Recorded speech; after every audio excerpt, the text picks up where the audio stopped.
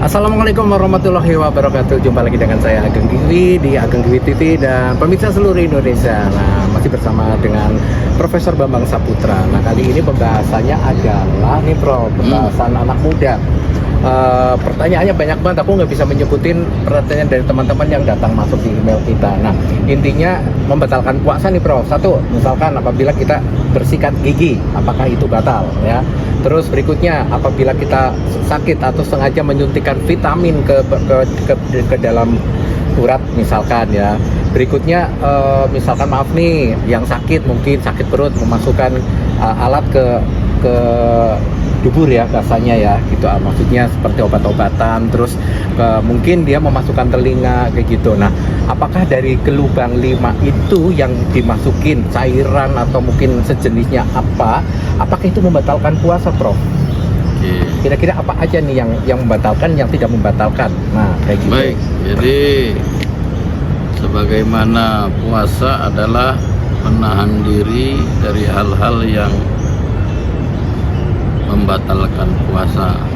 Salah satu yang membatalkan puasa adalah memasukkan sesuatu ke dalam rongga tubuh kita, baik itu hidung, telinga, mulut, dubur, maka ketika itu dilakukan pada siang hari dan sedang berpuasa, maka batallah puasa seseorang. Jadi apabila seseorang itu berpuasa kemudian sakit dan kita ke dokter di injection ataupun disuntik, maka suntik yang dilakukan kepada orang yang berpuasa tidak batal. Tidak batal. Tetapi kalau memasukkan satu alat medis ke dalam dubur, nah itu batal. Oh, itu batal. Jadi tidak semua yang dimasukkan itu batal. Tadi contohnya alat suntik, misalnya disuntikkan ke pantat atau ke tangan, nah itu tidak batal. Tapi kalau memasukkan alat deteksi ke dalam dubur kita dalam keadaan puasa, maka sejatinya puasanya itu batal. Lebih bagus dia membatalkan puasanya dan mengganti di bulan lainnya. Nah, terus kalau misalkan nggak sengaja kita suka mandi memasukkan air ke telinga, batal?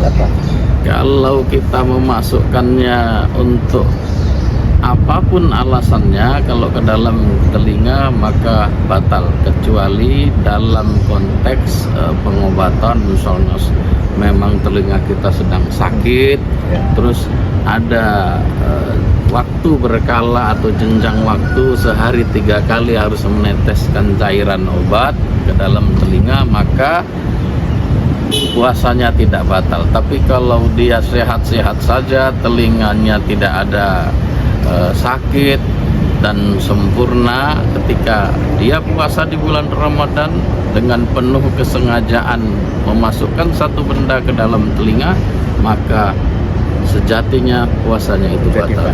Nah, jadi ada perbedaan antara kesengajaan yang dalam keadaan sehat tetapi dia memasukkan sesuatu benda, tapi satu lagi adalah dalam keadaan sakit, maka si sakit puasanya tidak batal, tapi yang tidak sakit puasanya menjadi batal. Sikat gigi, Prof. Nah, kalau sikat gigi tidak masalah. Jadi as-siwaku mustahabun ala kulli halin. Jadi sikat gigi itu mustahab, sangat disunahkan di setiap waktu.